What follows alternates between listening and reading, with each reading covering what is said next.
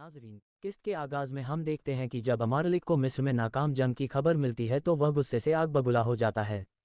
वह कहता है कि मिस्र सिर्फ एक शहर नहीं था बल्कि उसका एक ख्वाब था और माइल्स ने उस ख्वाब को सोने की थैली में डालकर जंगियों के हवाले कर दिया। इसके बावजूद अमारलिक माइल्स के जनाजे में शामिल होना चाहता है मगर विलियम उसे रोक देता है। वह कहता है कि अगर वह गया तो यह मान लेने के बराबर होगा कि काहिरा में माइल्स की दखलंदाजी दुरुस्त थी और इससे सुल्तान नूरुद्दीन को उनके खिलाफ जंग छेड़ने का एक और बहाना मिल जाएगा। यहाँ माइल्स अपनी जान से हाथ धो बैठता है और विलियम बादशाह की तरफ से सिर्फ एक ताज़ियत का खत उसकी बेवा को भेजता है। माइला फौरन समझ जाती है कि इस खत के जरिए अमारलिक ने माइल्स से लातल्लुकी इख्तियार कर ली है ताकि अपनी साख बचा सके। इधर सलाहुद्दीन शाम जाने की ख्वाहिश जाहिर करते हैं मगर शीरकू उन्हें समझाते हैं कि फ़िलहाल मिस्र में उनकी ज़्यादा ज़रूरत है क्योंकि दरगाम के आदमी अभी भी महल और शहर में मौजूद हैं। सलाहुद्दीन शीरकू की बात मान लेते हैं और यार्की के पास जाते हैं जो शहर की तरफ रवाना हो रहा होता है। वह उसे दो खत देते हैं, एक सुल्तान के लिए और दूसरा अपनी वालिदा के लिए। यार्की खत लेकर शाम रवाना हो जाता है। इधर लतीफ़ फैसला करता है कि वह बालान का इलाज करेगा। वह कहता है कि अगरचे बालान ने उसके भाई को कत्ल किया था लेकिन एक अमीर जो उसके बड़े भाई के बराबर है, बालान ने उसकी जान बचाई है, इसलिए अब वह बालान का इलाज करके हिसाब बराबर कर देगा। सलाहुद्दीन लतीफ़ के खुद पर काबू पाने और दुश्मन को माफ़ करने की तारीफ़ करते हैं। फिर वह बालान से खैरियत पूछते हैं। बालान शुक्रिया अदा करता है और बताता है कि वह कुछ दिनों बाद यूरोप वापस जा रहा है। सलाहुद्दीन उसे मशवरा देते हैं कि वह खुद जाकर अपने खानदान के साथ होने वाली ज़्यादती का बदला ले, मगर बालान जवाब देता है कि सलाहुद्दीन नहीं जानते वह किस हाल से गुजरा है और वह कभी वापस वहां नहीं जाएगा। दूसरी तरफ कामिल अपने वालिद शावा को बताता है कि दरगाम ने खजाने में एक कौड़ी भी नहीं छोड़ी। ये सुनकर शावा गुस्से से पागल हो जाता है क्योंकि उसे अभी जंगियों का कर्ज भी अदा करना है। दरगाम ने सोना कहाँ छुपाया है यह मालूम करने के लिए वह हुक्म देता है कि दरगाम का पालतू जौहर फौरन हाजिर किया जाए। बाजार में जमशीद दुकानदारों को दुकान चलाने और सामान बेचने की तरबियत दे रहा होता है। एक ताजिर को यह दिखाने के लिए कि चाकू किस तरह बेचा जा सकता है, जमशीद कारातिगिन को बलि का बकरा बनाता है। वह उसे बुलाता है और अपनी मीठी मगर पुरएतिमाद बातों से कायल कर लेता है कि वह चाकू खरीद ले।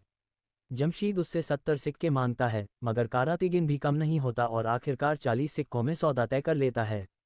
जमशीद समझता है कि उसने अच्छा कारोबार कर लिया है मगर वह अभी कारातिगिन की असल चालाकी से वाकिफ नहीं होता। कारातिगिन फौरन बाजार में ज़ोर ज़ोर से आवाज़ लगाकर लोगों को जमा करता है और ऐलान करता है कि यह वही चाकू है जिसने दरगाम का सर धड़ से जुदा किया था। जमशीद उसकी लंबी लंबी बातें सुनकर दंग रह जाता है। एक शख्स 70 सिक्कों की बोली लगाता है मगर कारातिगिन अपनी ज़बरदस्त बातों से बोली बढ़ाता है और आखिरकार 150 सिक्कों में चाकू बेच देता है। जमशीद हैरान तो होता है मगर कारातिगिन को दाद देता है और काहिरा में खुश आमदीद कहता है। काहिरा की गलियों में गश्त के दौरान सलाहुद्दीन वहां से गुजर रहे होते हैं।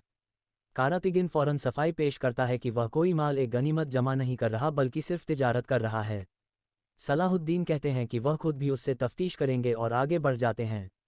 इसी दौरान जब वह एक दुकान का जायजा ले रहे होते हैं, एक खत्तात उनके पास आता है और मिस्र को फतह करने वाले की तस्वीर बनाने की इजाज़त मांगता है। सलाहुद्दीन पहले तो इनकार करते हैं मगर उसके बार बार इसरार पर मान जाते हैं। उसी लम्हे एक शख्स उनके पास आता है और शिकायत करता है कि मुसलमानों के मदरसे तो आराम से चल रहे हैं लेकिन उसका चच दरगाम के हाथों तबाह कर दिया गया था। जब सलाहुद्दीन को इस बात का इल्म होता है तो वह अकेले ही उस चच का मुआयना करने निकल पड़ते हैं। ये शख्स ईसाई नहीं बल्कि वही कातिल होता है जिसे जमशीद ने सलाहुद्दीन को मारने के लिए सोना दिया था। दूसरी तरफ लॉर्ड गाय जॉन को कांतिक की दी हुई अमानत लेकर चच पहुंचता है।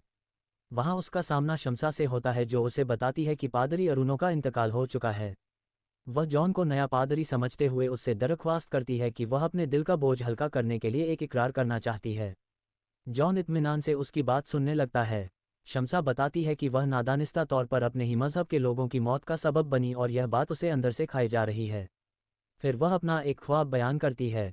उसी वक्त सलाहुद्दीन चच पहुंचते हैं और उसे बात करता देखकर दीवार के पीछे छिप जाते हैं। शमसा कहती है कि वह ख्वाब में एक छोटी सी लड़की है जिसे सीने में लगातार दर्द रहता है। उसी दौरान वह एक घुड़सवार को पहाड़ की तरफ से आते देखती है। देखते ही देखते वह बड़ी हो जाती है और उस घुड़सवार को देखकर उसका दर्द खत्म हो जाता है और उसके दिल को करार आ जाता है। मगर परेशानी की बात यह है कि वह शख्स इस्लाम का झंडा थामे उसकी तरफ बढ़ रहा होता है। वह लॉर्ड जॉन को बताती है कि उसने अपने ख्वाब में आने वाले शख्स को न सिर्फ देखा है बल्कि उसकी जान भी बचाई है। शमसा आगे इकरार करती है कि वह उस शख्स से मोहब्बत करने लगी है मगर साथ ही वह उलझन में है कि वह कैसे किसी ऐसे इंसान को दिल दे बैठी है जो उसके मजहब के खिलाफ खड़ा है। सलाहुद्दीन सब कुछ सुन लेते हैं और गहरी सोच में पड़ जाते हैं, क्योंकि उन्होंने खुद भी ऐसा ही एक ख्वाब देखा था। शम्सा के जाने के बाद सलाहुद्दीन चर्च का जायजा ले रहे होते हैं कि अचानक एक शख्स पीछे से आकर रस्सी से उनका गला दबाने लगता है। क्या वह अपने मकसद में कामयाब हो पाएगा? सलाहुद्दीन अय्यूबी सीज़न 2 के तमाम एपिसोड्स देखने के लिए लाइक और सब्सक्राइब करें।